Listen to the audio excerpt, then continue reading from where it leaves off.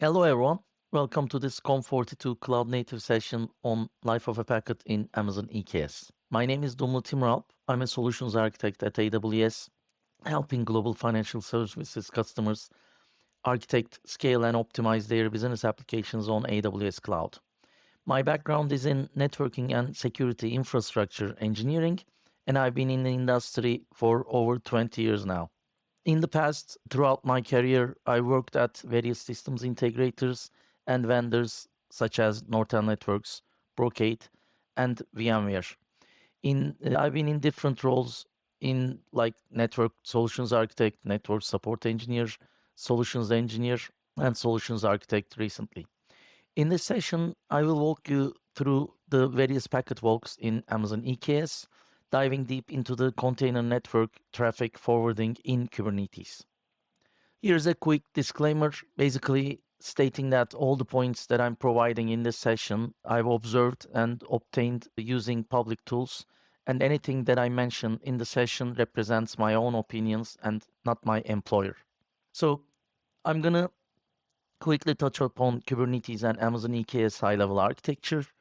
I'm going to talk about Kubernetes network model and pod connectivity. I'm going to do deep dive packet walks, and then I'll introduce Kubernetes services and Ingress. And with those concepts introduced, I'll do some more packet walks. There are things that I kept out of scope in the interest of time, but also to emphasize the foundational concepts for you to focus on. So let's start with Kubernetes architecture. Kubernetes is comprised of two main components: a highly available control plane, which is comprised of two or more nodes, and a data plane, which could be comprised of thousands of nodes. And within the control plane, there's an API server, which exposes the Kubernetes API to the external world. It's the front end for the Kubernetes control plane. And then there is etcd, which is the key value store that keeps all the configuration and state of the Kubernetes cluster. And then there is scheduler, which decides on which node an application pod should run. There is controller manager, which is comprised of various controllers. And in Kubernetes, a controller's responsibility is to make sure that the actual resources implemented in the cluster always matches the desired state which the admin and the developer defines. There is cloud controller manager, which embeds cloud's specific control logic. It allows a Kubernetes cluster to provision cloud-native resources, provision, monitor, and also remove those resources required for the operation of the cluster. All these components in the control plane are implemented with high availability. There's a leader election process that takes place for each of them. And within the data plane, you would have the worker nodes where your application workloads run in the form of Kubernetes pods. Keep in mind that a pod in Kubernetes is the smallest deployment unit, and a pod can consist of multiple containers. There's an agent called kubelet running on each node, and it's responsible to run the pods which are assigned to the node and check their health. And lastly, there is kubeproxy agent running on each node. It configures and maintains network rules with regards to the traffic destined to a Kubernetes service, a concept which I'm going to explain later on in this session.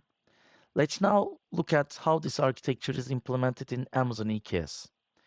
The control plane is implemented in your VPC, in a VPC which is owned and managed by the Amazon EKS service.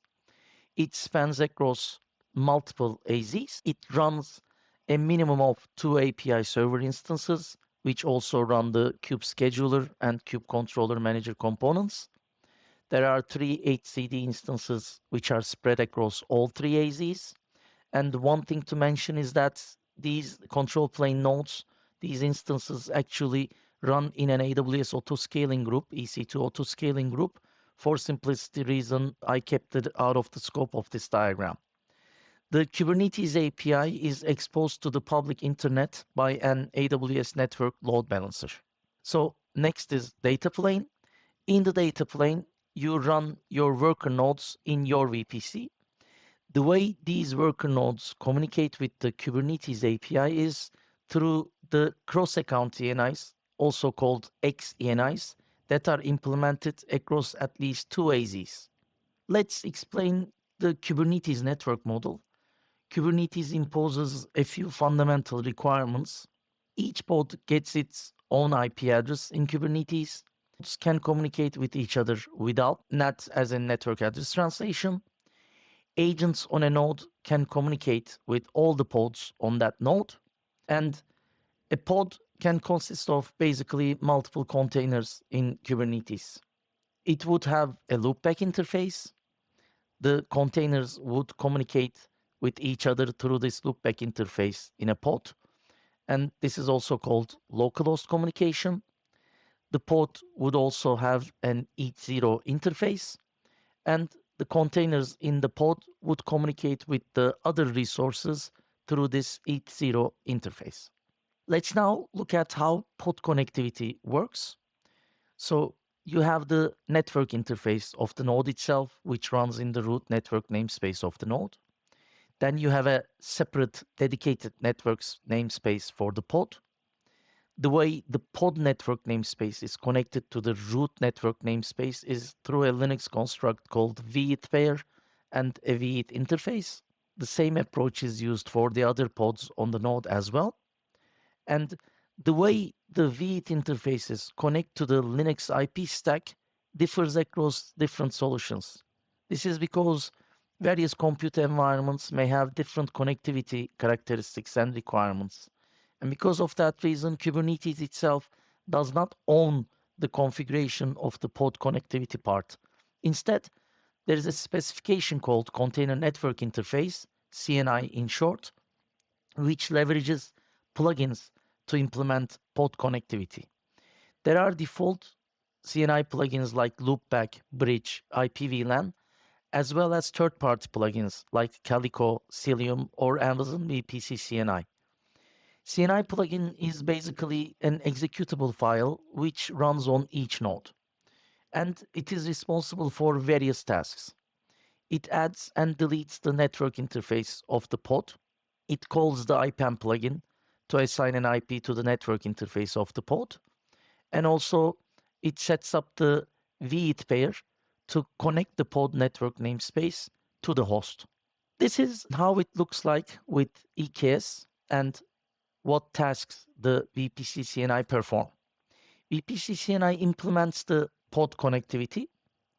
It leverages either the secondary IP address or prefix mode capabilities of the EC2 service in order to assign an IP to the pods from the VPC sider. Basically, in essence, the pod IPs are mapped to the specific ENIs. And as scale grows, VPC CNI also needs to add or delete ENIs on the node to make sure that there are enough available IPs for the pods. VPC CNI also configures the respective routing entries in the node, and it also configures routing and ARP entries in the pod network namespace as well. Let's examine various interfaces on the node and the pod. So we got two ENIs on this node, and when you look at the pod network interfaces, there is a loopback interface and ETH0 interface, as mentioned previously. And notice that the subnet mask of the ETH0 IP in this pod is /32. So routing table of the pod is set up with a default gateway of 169.254.1.1. And this is basically the next hop IP that is configured as a local next hop with the scope link parameter. The ARP entry for this default gateway IP is configured as a manual entry by the VPC CNI. Notice the M notation in the flags mask column. And when you check the interfaces of the node, you would notice that the default gateway's MAC address you have seen in the ARP table of the pod earlier actually belongs to the veth interface in the root network namespace. So the interface ID you see here on the top right is the actual veth ID. We will now examine ingress and egress traffic on a node with pods. In this diagram, pod 51's IP is a secondary IP on ENI1, and pod 61's IP is a secondary IP on ENI2. Let's imagine traffic coming ingress to the node, destined for pod 61 IP. The node performs a root lookup in its policy-based routing table and matches the traffic to the highlighted entry, and that entry requires to perform a route lookup in the main routing table.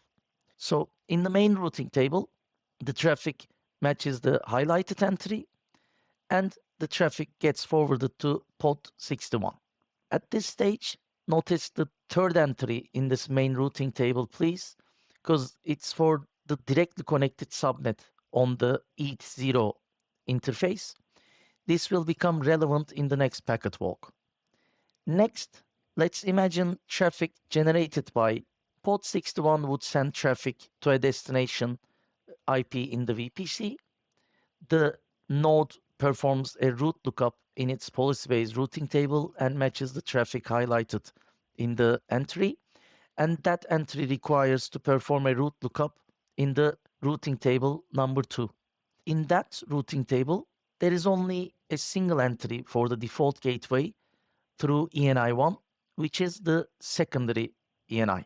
So the traffic will be sent through ENI1 to the default gateway, and this is regardless of whether the destination of the traffic is on the same subnet as pod 61 or not, because there is a single routing entry which points out through routing table number 2, and in that routing table number 2, that single routing entry just points out to the ETH1, which is the ENI2 on this node. So let's now look at pod-to-pod traffic on the same node. Pod 51 generates traffic destined for pod 61. Notice the source MAC is the pod 51 MAC and the destination MAC is the VETH interface MAC. The node performs a route lookup in its policy-based routing table and matches the traffic to the highlighted entry, and that entry requires to perform a route lookup in the main routing table. So in the main routing table, the traffic matches the highlighted entry, and the traffic gets forwarded to the pod 61 through the respective VETH interface. Source MAC becomes the VETH MAC, and the destination MAC address becomes the pod 61 MAC.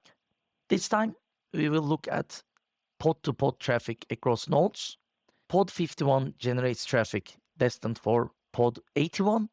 The node performs a route lookup in its policy-based routing table and matches the traffic to the highlighted routing entry, and that entry requires to perform a route lookup in the main routing table, and in the main routing table, the traffic matches the highlighted entry because the pod 81's IP is on the same subnet as the ENI1 interface of the node, and the traffic gets forwarded by the node.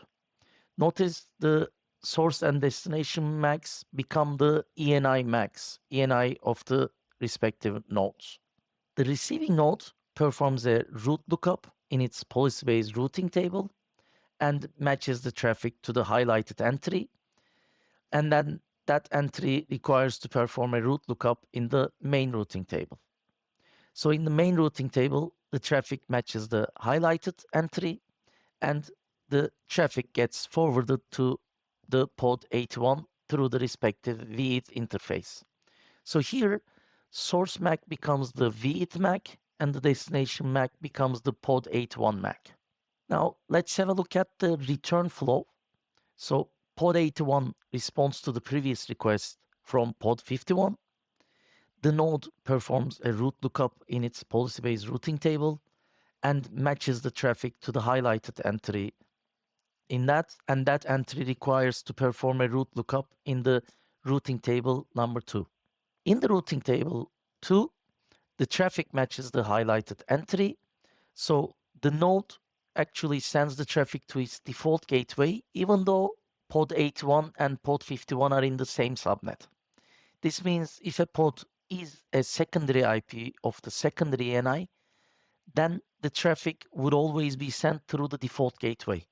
This would apply even if the pod and the destination is on the same subnet, as you can see on this diagram. Then the default gateway forwards the traffic to the other node. The default gateway here that you see would be the VPC router that is maintained and run by AWS implicitly to you as the end user.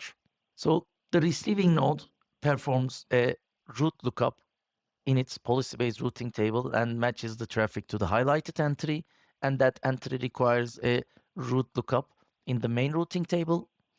In the main routing table, the traffic matches the highlighted entry, and finally, the traffic gets forwarded to the pod 51 through the respective V8 interface. So now I'm going to explain the concept of called Kubernetes service. Imagine we have a Kubernetes deployment manifest shown at the top. This deployment manifest basically represents a stateless microservice application which has 3 identical pods, also called replicas. These pods have labels as metadata, which are just like resource tags in AWS, and each pod is running the same application on the same port, like TCP port 80. And in a typical scenario, you would expose your application to other applications and sometimes to external clients. So this, in the Kubernetes context, this brings up an interesting point, because where you would need to consider how to make these individual pods in the application accessible in an efficient and optimum way. Because in Kubernetes, every pod gets its own IP address, but pods are considered to be ephemeral rather than durable entities. So, meaning that when any of the pods in this application, one gets killed or terminated as a result of a failure or an upgrade, then the deployment controller automatically would instantiate new pods as replacements in order to match the actual state to the desired state, which is the controller's main job. However, the new pods would come with a new IP, and this sequence of events might happen thousands of times in a day due to the nature of the agile software development principles. Hence, there must be a stable and consistent way to access these respective microservice applications at a single address every time in a seamless manner. So that takes us to the what piece. So a Kubernetes service, in essence, is an abstraction which basically groups the pods together based on label selectors. Here you can see the pods which have the label of name app1 become part of the Kubernetes service. The Kubernetes service provides a front end for those pods, and pods are actually called endpoints in Kubernetes service terminology. And yet another controller called endpoints controller is responsible for keeping an up-to-date list of these endpoints in case of any failures or instantiations, making the application highly resilient. And Kubernetes service construct supports TCP, UDP, and HTTP protocols. So any request that comes into the inbound to the DNS name or IP address of the service basically gets forwarded to one of the pods that is part of that service, or that is backing that service, sometimes it's called. So it's just like a load balancer.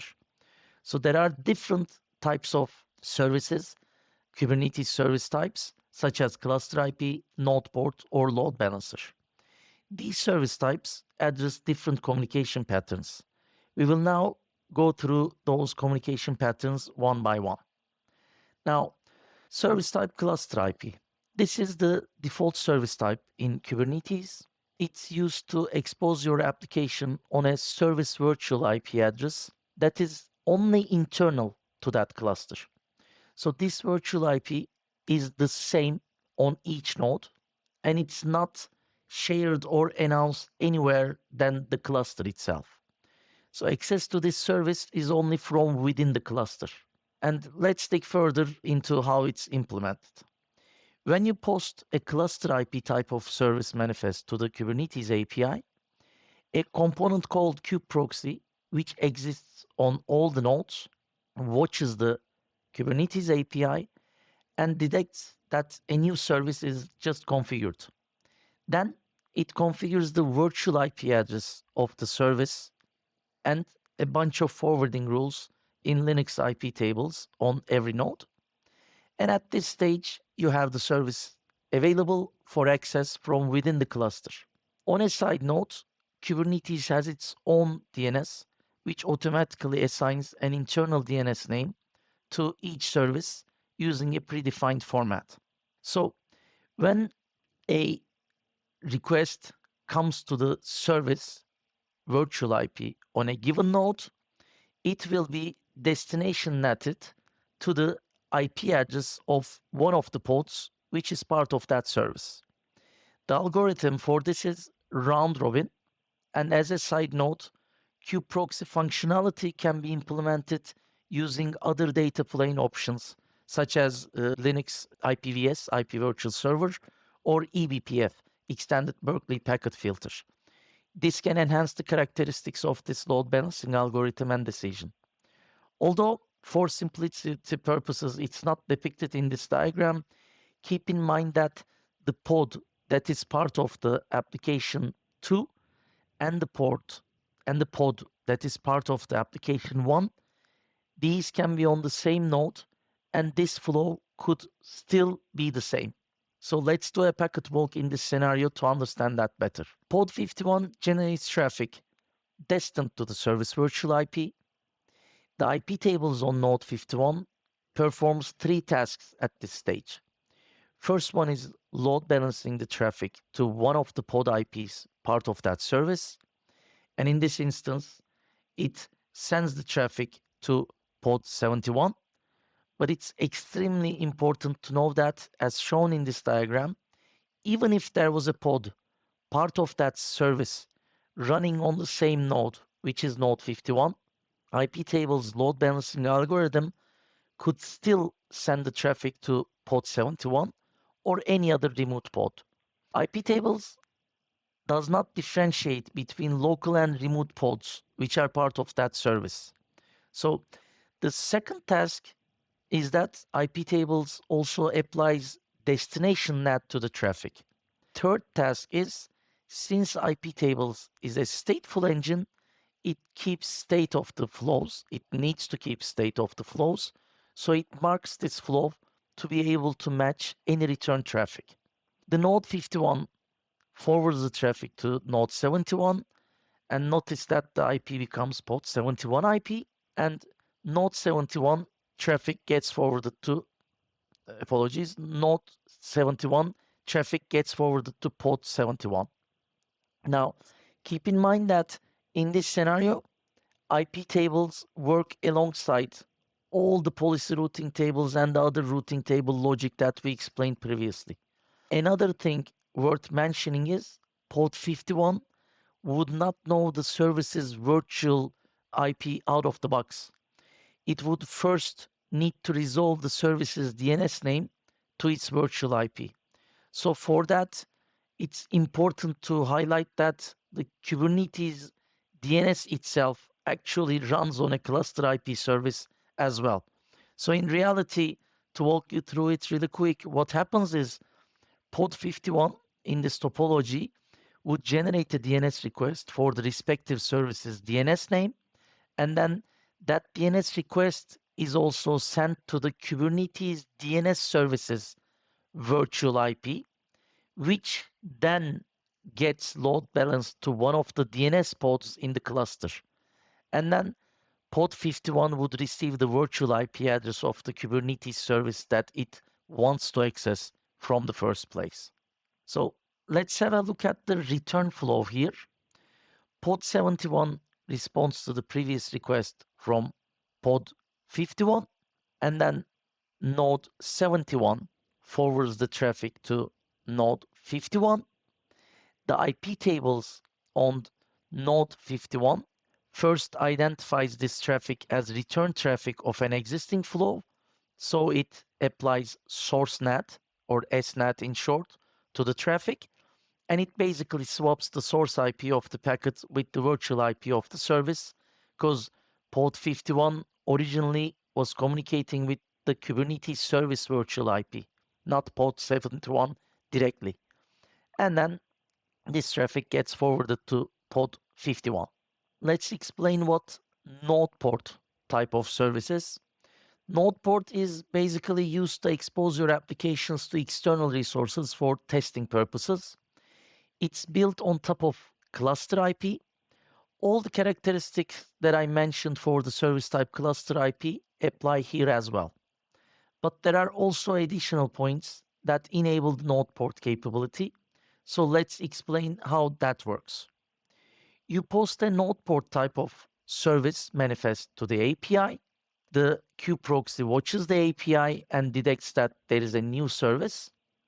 And then it configures forwarding rules and network address translation rules in Linux tables. But this time, it actually configures an additional rules for two reasons. First, to process the requests that come to a specific port on the node. And second, to forward those requests to the actual Kubernetes service. Keep in mind that the port configured on the nodes are all the same on every node, and the that port has to be from a specific range, which is shown on the top right hand side of the diagram here. So let's do a packet walk in the Kubernetes service type node port. This time request comes from an external client or service destined to the node port on node 51. The IP tables on node 51 performs 4 tasks this time. It first load balances the traffic to one of the pod IPs, part of that service. And as mentioned in cluster IP section, please keep in mind that even when there is a local pod on node 51, part of that Kubernetes service, IP tables may still forward the traffic to a remote pod. And in this instance, let's assume that it sends the traffic to pod 71. It then applies destination NAT or DNAT to the traffic, and it then has to apply SNAT or source NAT to the traffic as well to implement symmetry for the flow. Basically, so that the client would not receive the response traffic from the pod IP directly, which would break the flow because the client originally is communicating with the node port of the node 51.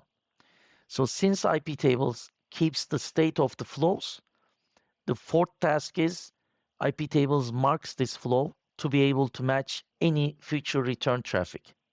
Then node 51 forwards the traffic to node 71. The node 71 then forwards the traffic locally to the pod 71. Now, it's worth mentioning that the client IP would always be SNATed or source netted, even when the destination pod was running on the same node with pod 51. Something to keep in mind. The return traffic would look like this. Pod 71 responds to the request. The node 71 forwards the traffic to node 51.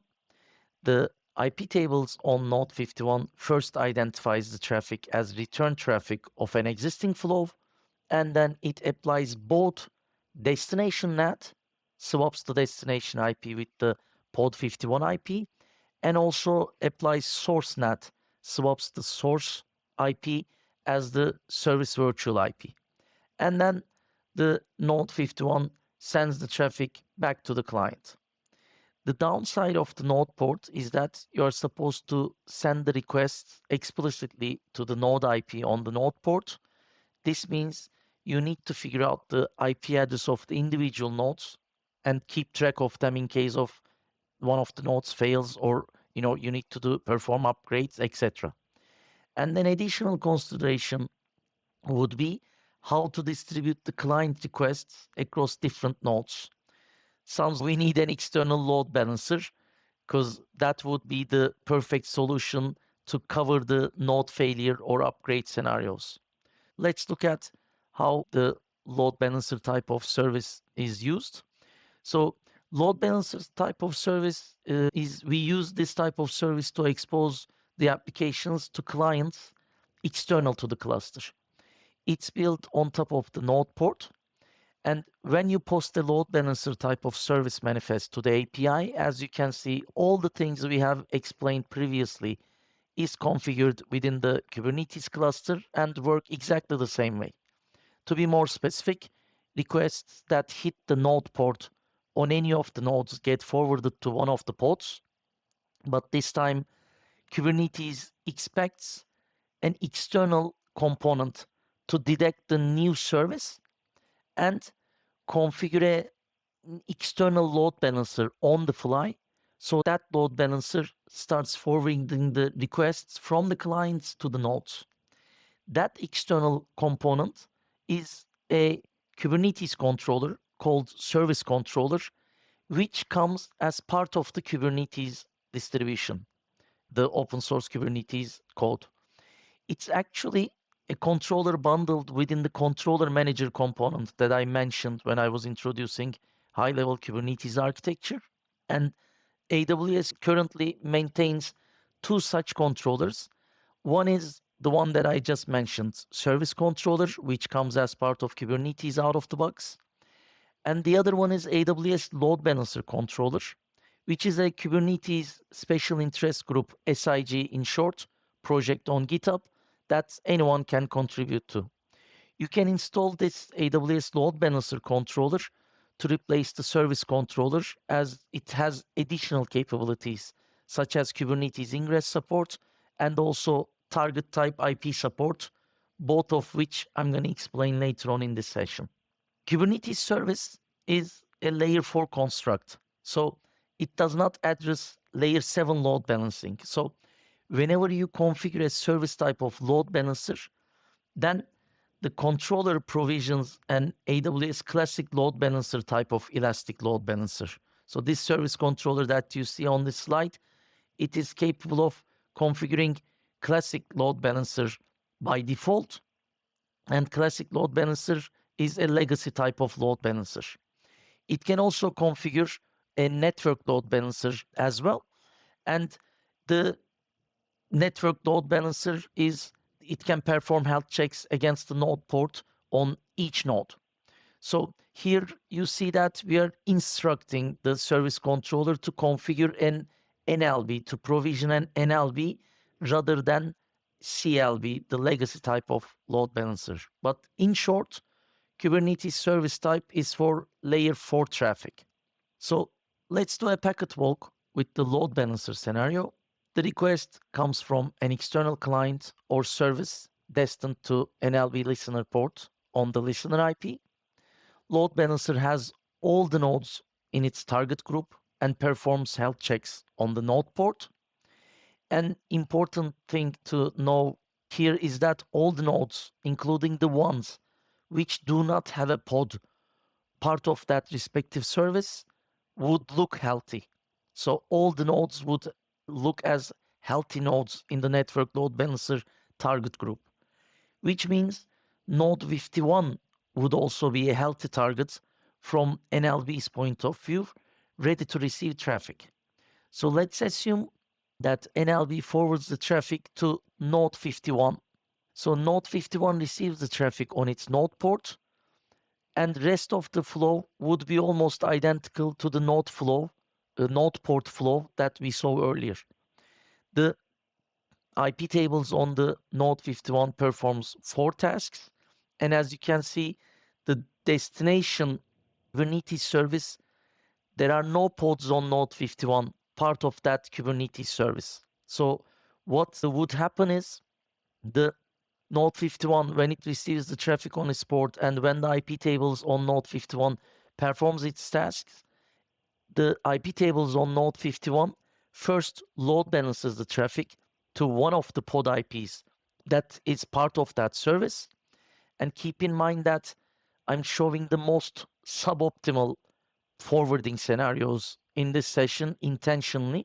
If there is a local pod on node 51 part of the respective service, then IP tables may select that local pod as the destination, or IP tables may still select pod 71 or any other remote pod as the destination.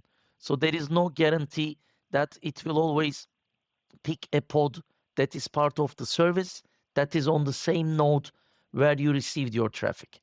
But let's assume that IP tables picks the pod 71 as the destination pod, being part of the destination service. So next thing is the IP tables would perform DNAT, destination NAT, to swap the destination IP with the pod 71 IP, and also it applies, IP tables applies source NAT so that it swaps the source IP of the traffic with the node 51 IP. So lastly, the IP tables marks this flow to be able to match any future return traffic. So node 51 then forwards the traffic to node 71, and node 71, when it receives the traffic, it forwards the traffic locally to pod 71. Now, let's look at the return traffic. Pod 71 responds to the request. The node 71 forwards the traffic to node 51.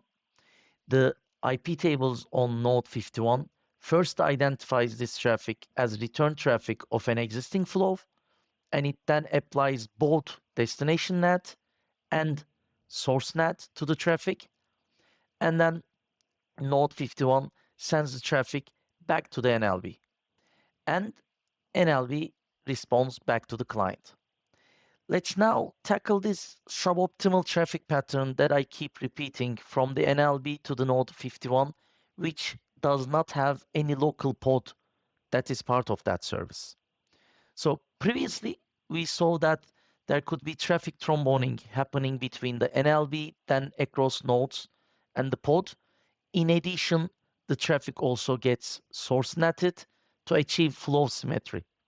So in the cloud, that tromboning actually could manifest itself as across AZ traffic, across availability zone traffic, which could add latency and also could incur data transfer charges. So external traffic policy is a Kubernetes feature that can be configured in the spec section of the Kubernetes service manifest. And when it is set to local, basically the load balancer would send the requests only to the nodes which have pods that are part of that Kubernetes service. So basically, this feature makes sure that the traffic would be forwarded to the pods local on those nodes only. And additionally, the traffic no longer gets SNATed by the node.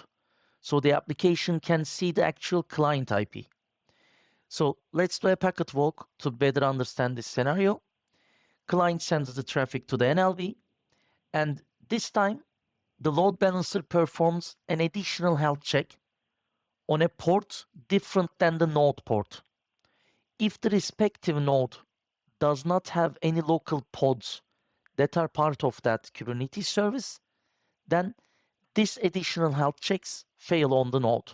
So in our case here, this means that NLB would never load balance the traffic to node 51. And let's assume that NLB load balances the traffic to node 71 on its node port. This time, IP tables on node 71 load balances the traffic to the local pod, which is pod 71, and it would not pick a remote pod.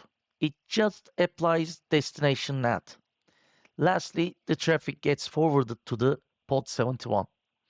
But as you can see, there is still IP tables process on node 71, which basically swaps the destination IP with the pod 71 IP. So can we make it even more efficient than that? Let's look at that. That is possible with a feature called target IP or target type IP feature of the AWS Elastic Load Balancers. If you deploy and use AWS Load Balancer controller instead of the service controller, which comes out of the box with Kubernetes, then target type IP feature is fully supported. So basically for this feature, you need AWS Load Balancer controller. In this mode, the pods that are part of the service become targets in the target group of the AWS Network Load Balancer, and neither the NodePort nor the IP tables is used in this scenario.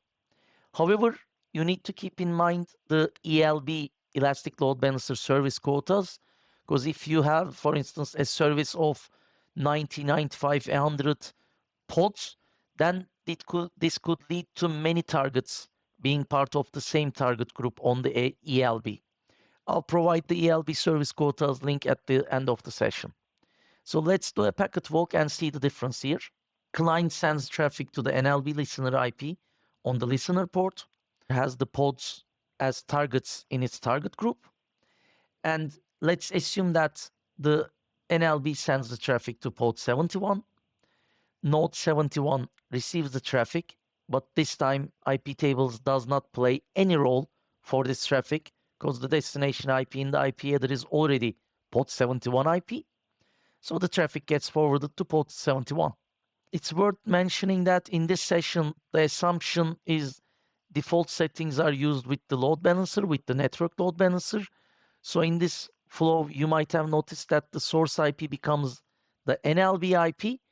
However, if the application needs to track the client IP, then this can be achieved by enabling the AWS network load balancer attribute called preserve client IP, which is another annotation in the Kubernetes service manifest. Having said that, let's move on to the last topic, which is Ingress. So you may be asking, wasn't what we just investigated with NodePort or load balancer also Ingress traffic? The way Kubernetes community uses the Ingress in the terminology is a little bit slightly different. Ingress is a different mechanism than Ingress is to implement layer 7 load balancing and routing rules such as hostname, URL, path-based routing definitions. And as seen in this manifest here, it enables you to expose your Kubernetes services through HTTP or HTTPS routes. Here, HTTP requests to order service would be forwarded to the HTTP requests as /order would be forwarded to the order service, and requests like /rating would be forwarded to the rating service in this Ingress manifest. That's the definition. So when you apply this manifest to the Kubernetes API, just like in the previous section, Kubernetes would expect an external component to implement a load balancer, which can process the client traffic according to the layer 7 routing definitions that you put in place. That external component is a custom controller provided by the respective solution. So I talked about AWS Load Balancer controller provisioning an AWS network load balancer previously. In this context, AWS Load Balancer controller is also capable of provisioning an AWS application load balancer to fulfill the Kubernetes ingress request. So let's do a quick and simple packet walk with the ingress as well. This will be a scenario where target type IP is used. As I mentioned previously, in this mode, the pods that are part of the service become the targets of the AWS application load balancer. Neither NodePort nor the IP tables is used in this scenario. Let's do a packet walk and see how it looks like. So we do have an ingress manifest applied on the top left, and also a cluster IP service manifest is also applied. So client sends the traffic to the ALB. ALB decides to load this traffic to port 71. ALB always applies SNAT to the requests, so the source IP always is the ALB IP. You cannot preserve the client IP through ALB, but you can use capabilities like X forwarder in the HTTP headers. And then the node itself would bypass the IP tables. IP tables does not perform anything, and the packet gets forwarded to port 71 on the node directly. Let's examine the return flow. Port 71 responds to the traffic, and then again, IP tables is just bypassed. The node sends the traffic to the application load balancer, and then the application load balancer sends the traffic back to the client again with its own IP. Let's stitch it all together in the context of AWS completely. So client sends a DNS request for an application DNS record. Let's say portal.example.com, and the domain is hosted on Route 53. Portalexample.com record is an alias record on route 53 and it points out to the ALB. So route 53 actually responds with a multi-value where all the public IPs of the ALB would be in the response. Client picks one of the public IPs in the DNS response and sends the actual request to the application. Let's say the client picks the public IP number 3 in this scenario. Internet gateway would apply destination NAT to the request by swapping the destination IP of the traffic with the private IP of the ALB in availability zone 3. So basically here the original destination IP in the client request was public IP number 3, but the internet gateway swapped that with the private IP of the ALB rather than the public IP of the ALB. The private IP of the ALB would be the destination of the traffic. And ALB performs a load balancing decision and decides to forward the request to one of the pods. It could be any of the pods in any of the availability zones. It's important to note that by default, cross-zone load balancing is enabled on ALB. So ALB may decide to forward this request to any of the pods in the other AZs. That's the reason. But if you'd like to force the ALB to forward the requests to the availability zone local resources, then you can disable the cross-zone load balancing feature if you'd like. So to make it easier for the novice user or admin, everything works out of the box with VPC CNI, especially in terms of, when I say everything, let me rephrase that, everything as in pod-generated traffic. Pod-initiated, pod-generated traffic would always work in VPC CNI. The reason is, out of the box, VPC CNI applies SNAT, source NAT, to all the pod-initiated traffic, which is destined to external subnets or non-VPC CIDRs or CIDRs.